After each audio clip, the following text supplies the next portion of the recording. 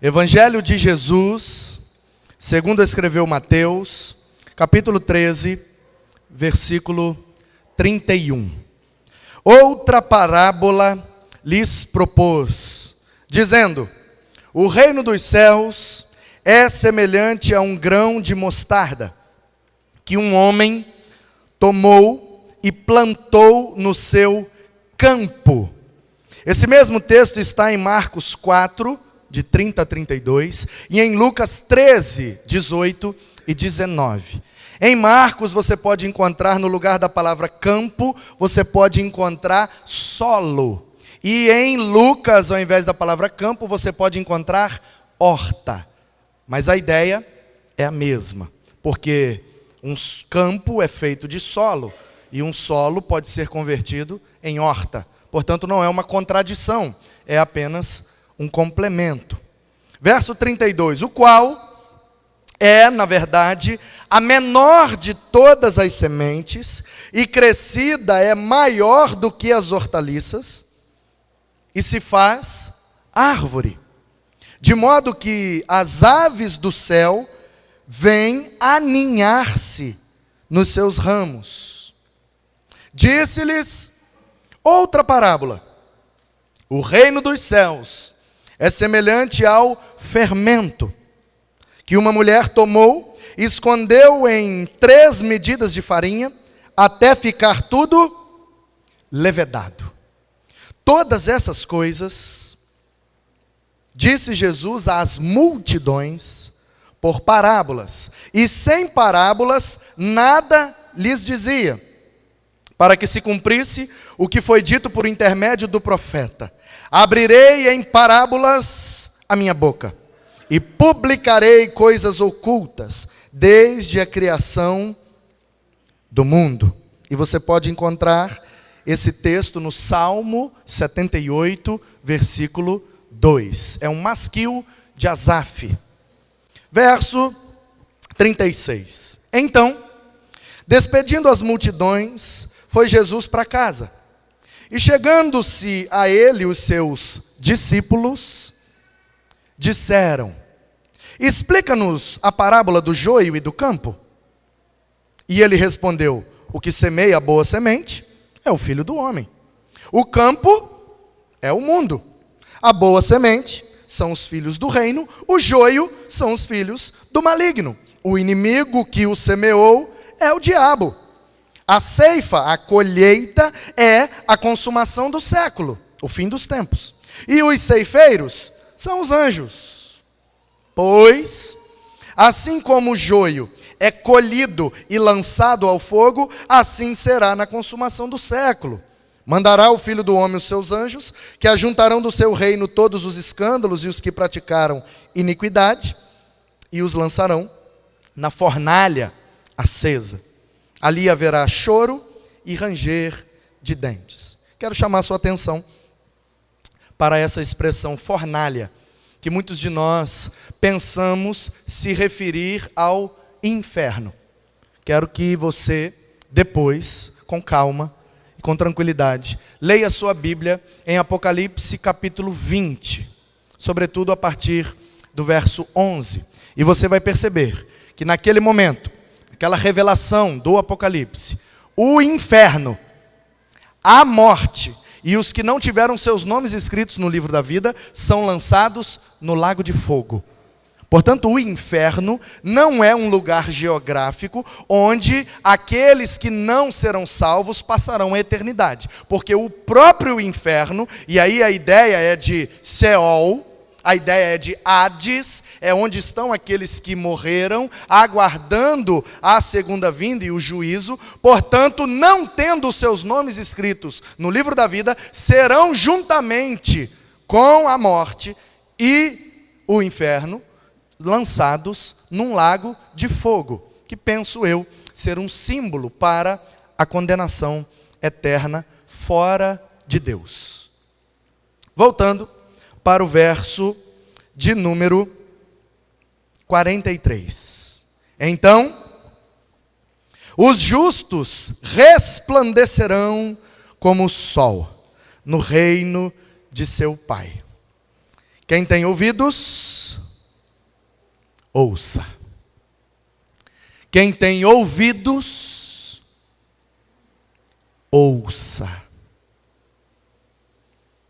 Ouça. Nós estamos há alguns domingos conversando sobre parábolas de Jesus. E o capítulo 13 do Evangelho segundo Mateus tem sido o texto para as nossas meditações, reflexões e exposições aos domingos. Nós começamos com a parábola do semeador. E o contexto dessa parábola, Jesus havia feito um milagre, como sempre e como de costume. Depois ele se retirou e foi para casa. E em casa, alguém veio lhe interpelar dizendo: sua mãe e os seus irmãos estão te chamando. E ele perguntou: mas quem é minha mãe e quem são os meus irmãos? E olhando para os seus discípulos, diz o texto, Mateus 12, a partir do 46, ele disse: estes são minha mãe e meus irmãos. Esta é a minha família, os meus discípulos. E aí então, naquele mesmo dia, aconteceu isso, e ele saiu de casa e foi para a beira do mar. O mar da Galileia, não o mar Mediterrâneo. Porque na Palestina você tem aqueles dois grandes lagos, que na verdade o de cima é de água doce, o mar da Galileia, mas é chamado de mar por causa de sua extensão. E o de baixo se tornou salgado por causa da salinização por todo o Vale Jordão. Durante, sabe Deus quantos milhares de anos existe esse planeta. Então os sais minerais que correm desde o Hermon por todo o Vale do Jordão até lá no chamado Mar Morto, a salinização foi acumulada ali, porque é uma bacia e não tem saída. Então os sais foram acumulando e aquele lago que é de origem de água doce, se tornou salgado, a exemplo do mar, que recebendo as águas de todos os rios, mesmo a água do rio sendo doce, quando encontra no mar, o processo de salinização torna a água do mar salgada. Então, Jesus não estava no mar Mediterrâneo, que é o que banha o litoral da Palestina, mas estava no mar da Galileia, que era onde ele morava. Portanto, Jesus sai de casa, vai para a beira do mar da Galileia, onde ele então começa um discurso para uma multidão que estava em pé na praia. E ele então falou muitas coisas para aqueles que o ouviam. E ele começou a falar por parábolas. E parábolas, nós já sabemos, são alegorias, narrativas alegóricas, fictícias, pequenas histórias, porque não são reais, mas que trazem dentro de si uma comparação, uma analogia, comparando então aquela narrativa alegórica a uma realidade, de onde pode ser extraída uma mensagem, uma moral da história, ou uma conclusão. Repito o que já disse, que piadas são alegorias para fazer rir, e parábolas são alegorias para fazer refletir. Portanto, Jesus usava muito desse artifício. É você dizer uma coisa, querendo dizer outra. Então, ele disse que um semeador saiu a semear. E nós vimos aqui os detalhes dessa parábola, e o próprio Jesus explica essa parábola no próprio capítulo 13, a partir do verso 10, dizendo que o semeador é aquele que prega a palavra, que a semente é a palavra de Deus, e que os terrenos onde as sementes caem são os tipos de pessoas que recebem a palavra. Portanto, a semente pode cair à beira do caminho, a semente pode cair num solo endurecido, a semente pode cair, brotar e ser sufocada por espinhos, e a semente pode cair numa terra boa, e ela vai então brotar e frutificar a 30, 60 e a 100 por um. E aí, no domingo passado, tivemos aqui o pastor Rogério, no encerramento do retiro da juventude, nos falando, a partir do versículo 24, a parábola do joio e do trigo. E o próprio Jesus, nós vimos aqui, a partir do verso 36, ele também explica o que é o joio, o que é o trigo e o verdadeiro sentido dessa parábola. Ele explica para os discípulos. A multidão fica refletindo. E entre, essas parábolas, porque entre a parábola do semeador e do joio, lá na frente tem depois a parábola do tesouro escondido, da pérola, da rede, coisas novas e velhas. Então, ele, entre as primeiras duas parábolas e as últimas 4, ele insere ali essas pequeninas parábolas que são chamadas da parábola do grão de mostarda e a parábola do fermento, que as duas juntas somam 3 versículos. E é muito curioso. O que chamou muito a minha atenção, e os estudiosos, eruditos, Herbert Locker, que escreveu um livro da editora Vida, Todas as Parábolas da Bíblia, ele diz algo muito interessante sobre essas pequenas parábolas de Jesus. Ele chama essas parábolas de parábolas sanduíche, porque é como se as duas primeiras grandonas, e as outras últimas 4 se formam grandonas, e no meio tem essas duas aí, pequenininhas. E aí Dr. Herbert Locker diz, é como se fosse o pão, e o pequenininho do meio é o recheio. Então ele chama de parábola sanduíche. É o recheio do bolo. E aí você às vezes olha e fala, mas uma parábola tão pequena. E o que chama a minha atenção é que Jesus não precisa de muitas palavras para falar grandes verdades. E às vezes a gente acha que por muito falar, a gente vai produzir alguma coisa. E Jesus mostra que não é preciso muitas palavras, mas usando as palavras certas, você pode dizer grandes coisas, falando poucas palavras. E aí eu quero rever com você o significado dessa parábola, e os elementos delas são um grão de mostarda, que se torna um pé, uma árvore de mostarda, e que é comparado ao reino dos céus. Depois vem aves do céu e se aninham nessa árvore de mostarda. Então, algumas coisas a gente precisa pontuar para entender. Então, o que Jesus está falando refere-se ao reino dos céus.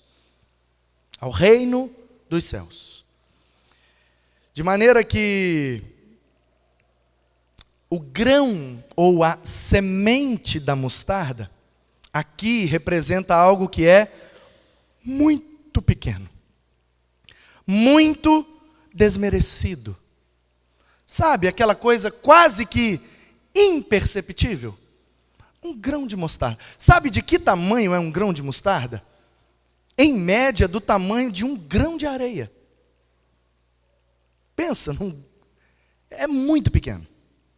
Então Jesus está usando algo que é muito pequeno, talvez, ou como o próprio texto sugere, a menor das sementes, e comparando isso com o reino dos céus, que talvez seja no universo o que há de maior. Percebe? Então a gente precisa voltar lá e junto com Jesus analisar os detalhes desse texto. Então eu queria que você percebesse comigo, eu trouxe 2 imagens, só para esclarecer para você, para ilustrar, para que você vendo talvez perceba melhor.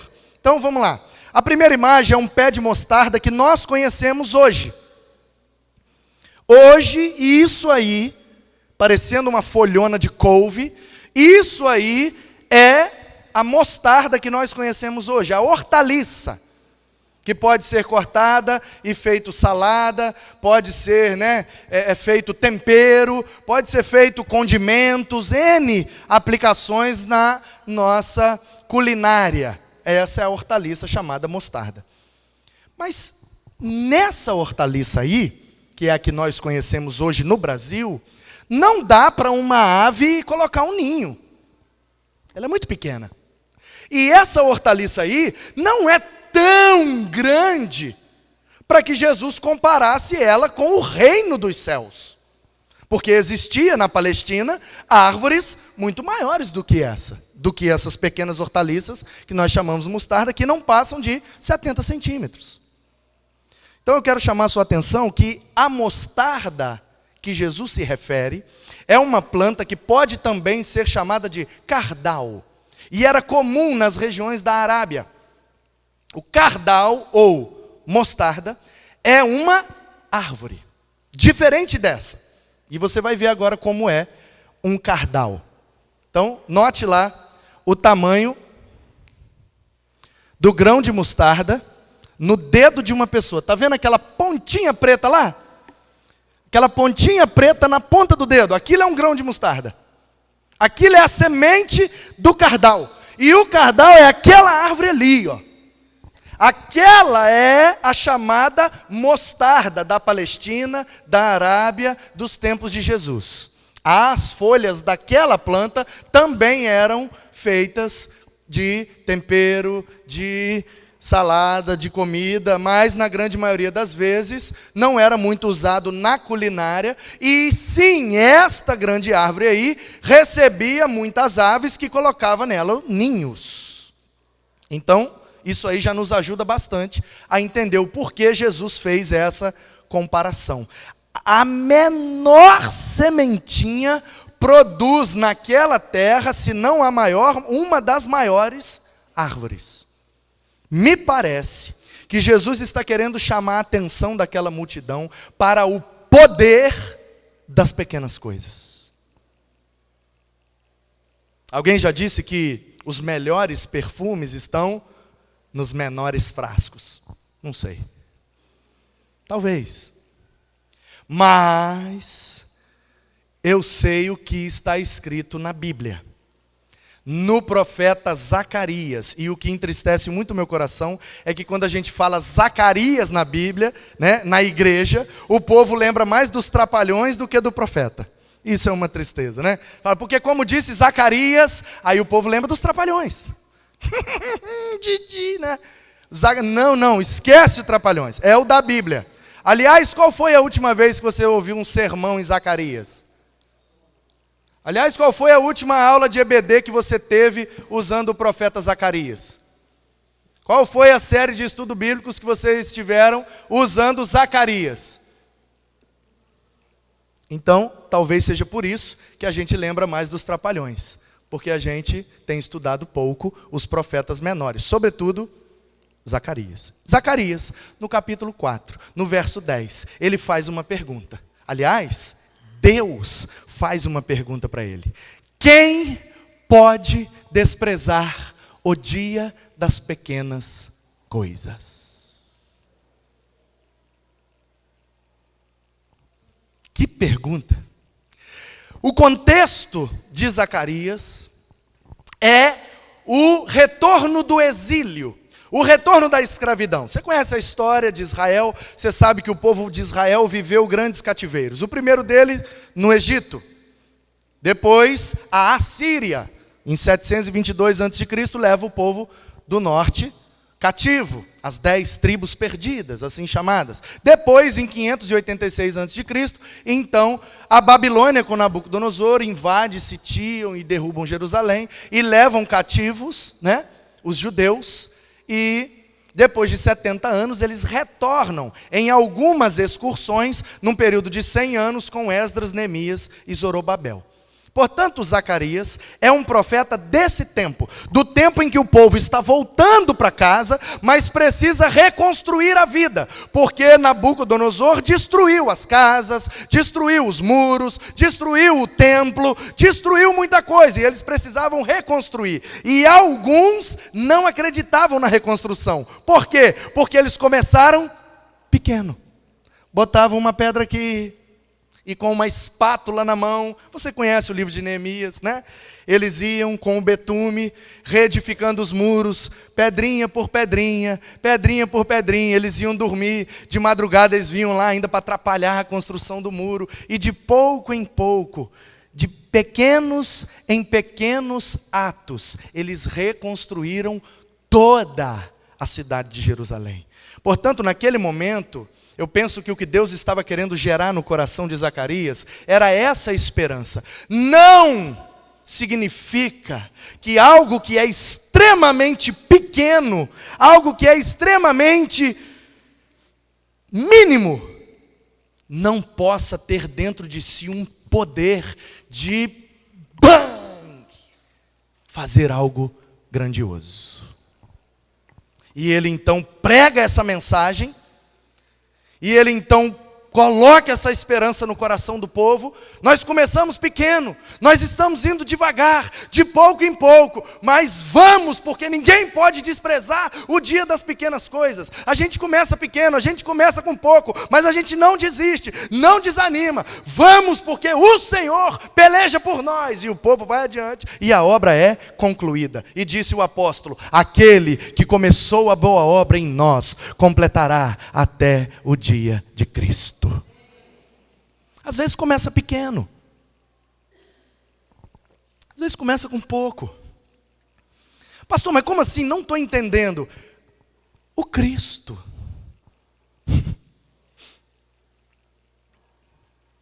Gosto muito da frase, eu não me lembro agora quem falou, que diz assim: Deus tinha um único filho e fez dele um missionário.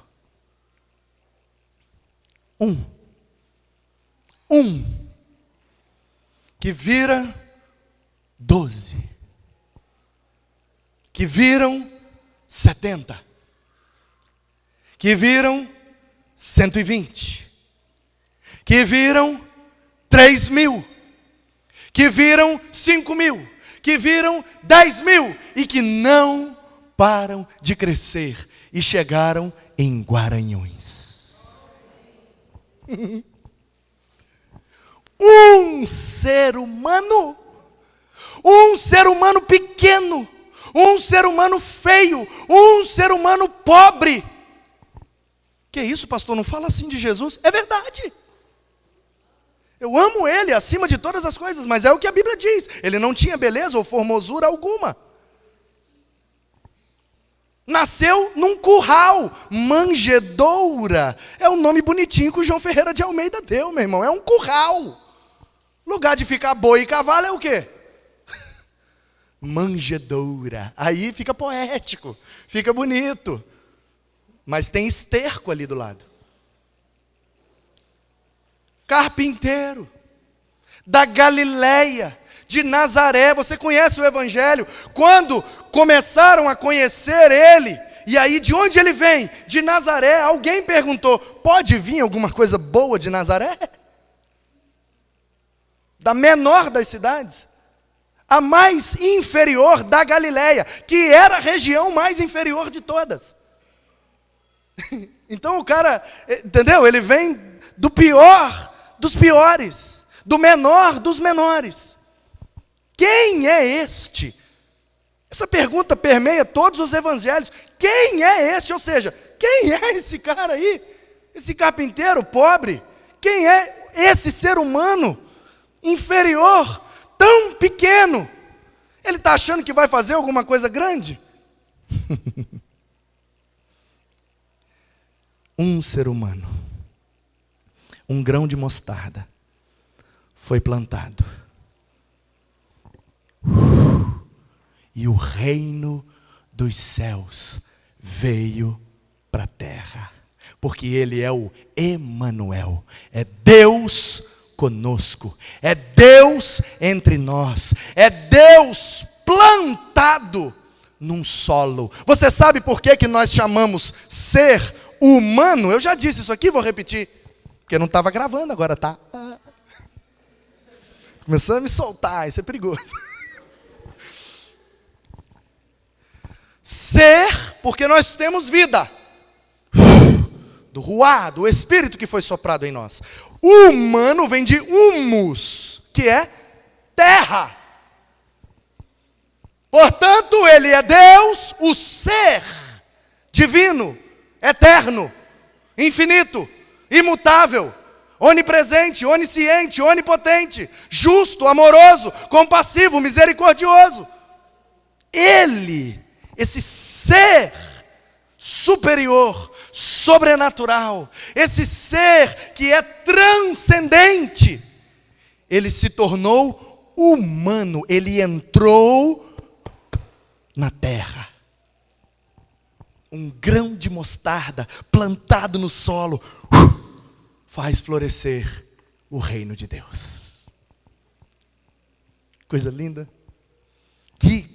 Como que você fala um negócio tão bonito usando poucas palavras? Eis que vos falo em parábolas. Esse é o poder de uma parábola. Dizer muito, falando pouco. Eu gostaria de ilustrar isso para você. Eu já falei, já expliquei, já expus, mas eu gostaria de ilustrar. Queria que você assistisse um pequeno vídeo que mostra perfeitamente o que Jesus está querendo dizer. A reprodução faz parte da vida. Desde cedo aprendemos a multiplicar. Em família, vemos os efeitos da multiplicação. Nos negócios, com dedicação e trabalho, também é possível multiplicar. Multiplicar é transformar o mais em muito mais. Jesus, quando esteve aqui, multiplicou pães e peixes. E mais do que isto, ele multiplicou discípulos. A princípio eram 12. A esses 12, logo se juntaram 70, 120, 500, 3.000 e mais, muito mais. A ordem dele é a mesma hoje. Vá, ensine, batize, faça discípulos, e eles farão outros. Discípulos que se multiplicam formam uma igreja saudável. Afinal, queremos uma igreja cheia de membros ou de discípulos? Queremos a porta dos fundos aberta ou fechada? O membro espera pães e peixes, o discípulo é um pescador. O membro apoia-se no pastor, o discípulo ajuda o pastor. O membro espera uma visita, o discípulo é um visitador. O membro quer ir para o céu, o discípulo quer ir e levar pessoas para o céu. Discípulos oram, se relacionam e cumprem a missão com novos discípulos. Tudo isso porque discípulos não apenas somam, discípulos multiplicam. Foi assim que ele fez e é assim que ele quer que façamos. Simples assim. Simples assim. Um grão de mostarda, pequeno, ínfimo. Parece que não tem valor, o poder, pode produzir uma grande árvore. Assim foi Jesus. Pequeno, preterido, pobre, criado por um padrasto, o Filho de Deus, Deus entre nós para trazer o seu reino. Como dizia o seu primo, arrependei-vos, é chegado o reino de Deus. Portanto, o grão aqui é o próprio Cristo. A grande árvore de mostarda é o reino de Deus que está entre nós.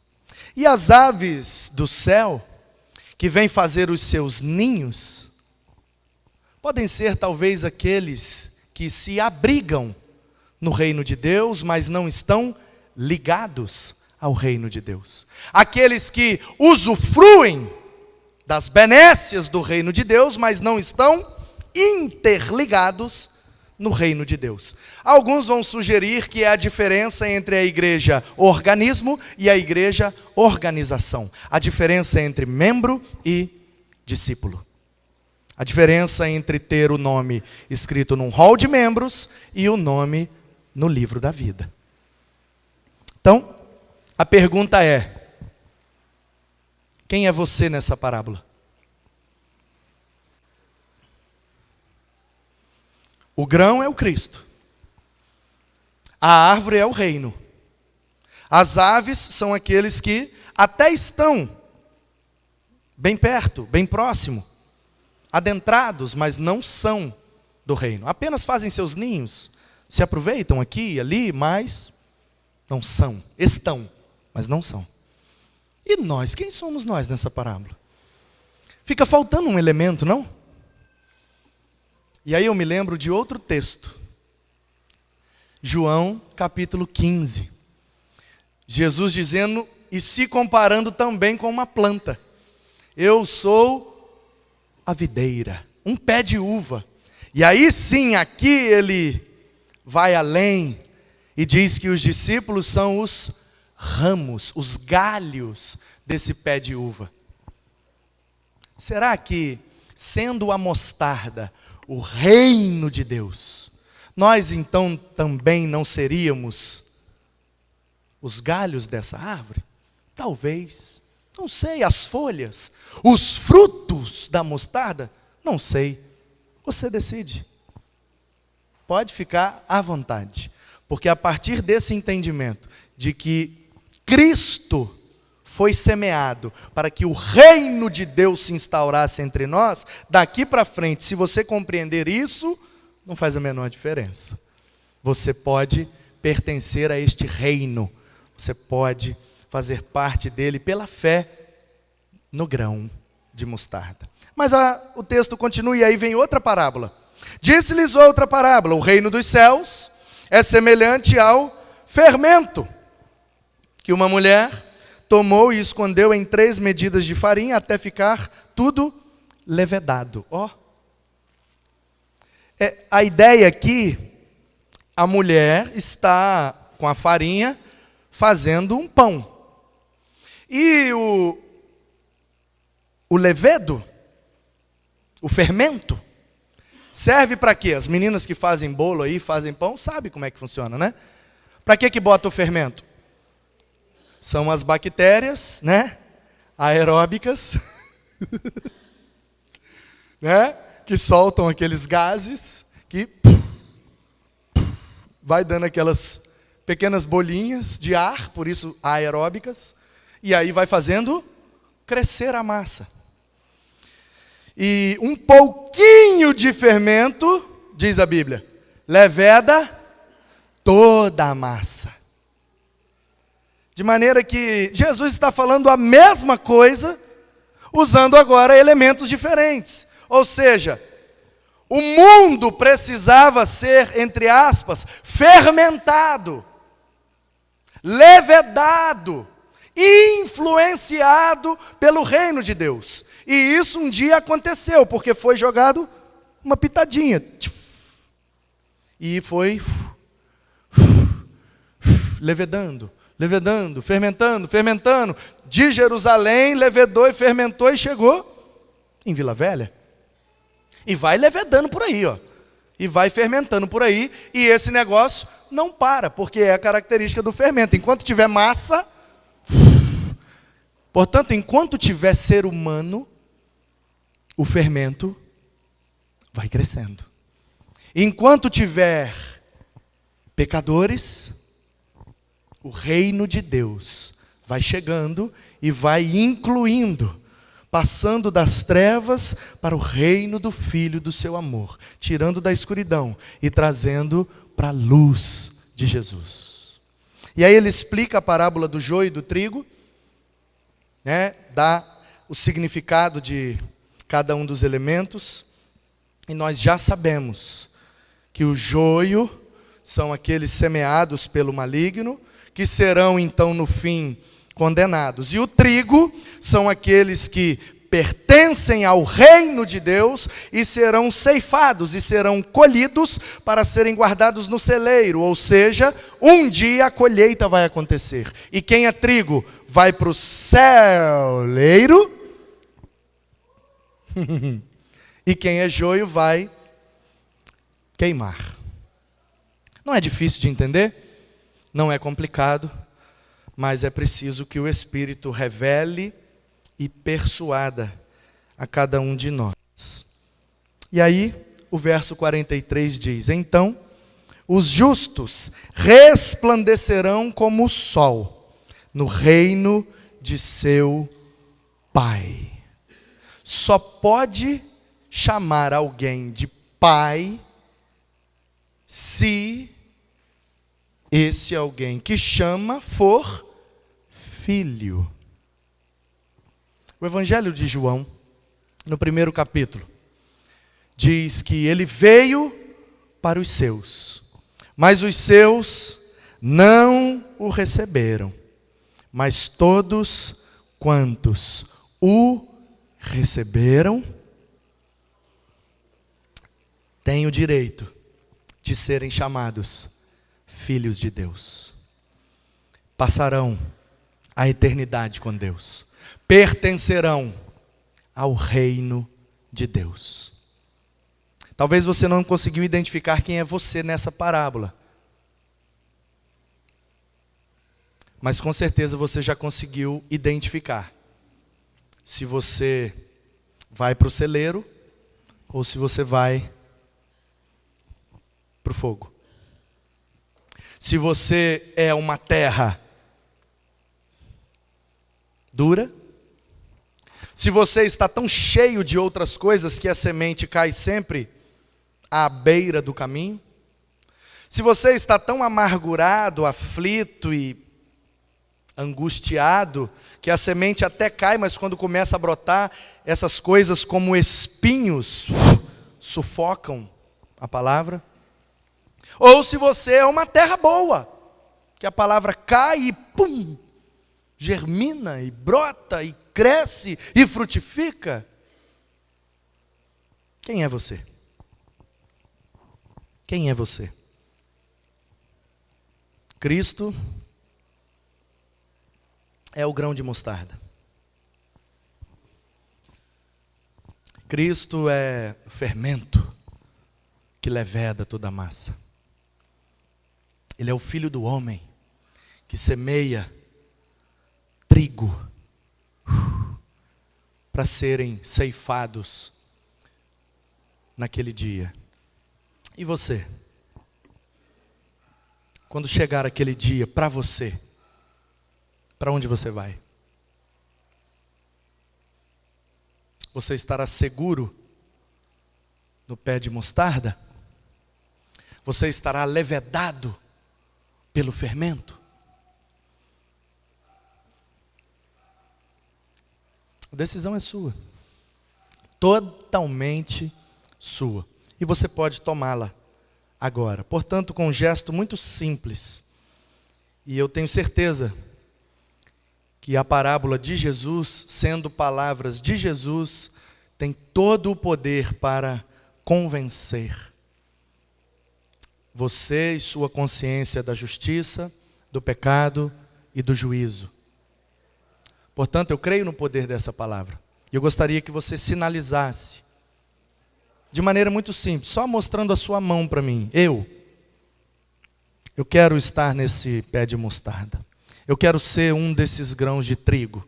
Eu quero ir para o celeiro. Eu quero ser essa terra boa que vai frutificar para a glória de Deus. Eu entendi nesta noite, de uma vez por todas, eu entendi o que Cristo veio fazer por mim. Portanto, eu me rendo, eu me entrego. Eu estou cansado de tentar fazer da minha maneira. Ok, eu vou fazer do jeito de Deus. Tem alguém nessa noite que toma essa decisão? Deus abençoe. Deus abençoe. Mais alguém? Deus abençoe. Deus abençoe. Amém, aleluia. Mais alguém? Mais alguém na galeria? Amém. Senhor, muito obrigado pela tua palavra. Palavra viva, eficaz, que penetra fundo, e por mais que não entendamos completamente a profundidade da sabedoria das tuas palavras, elas são para nós como uma brisa suave, e são também como uma espada uma espada de 2 gumes, penetrante, e vai naquele lugar que só o Senhor conhece, e toca, mas toca para sarar, toca para curar, toca para libertar e para salvar eternamente cada um de nós. Muito obrigado. Obrigado porque o teu filho, de forma esplêndida, falou verdades de uma maneira tão bela e tão profunda, e ao mesmo tempo tão simples de serem compreendidas. Obrigado pelas parábolas que Mateus registrou no capítulo 13.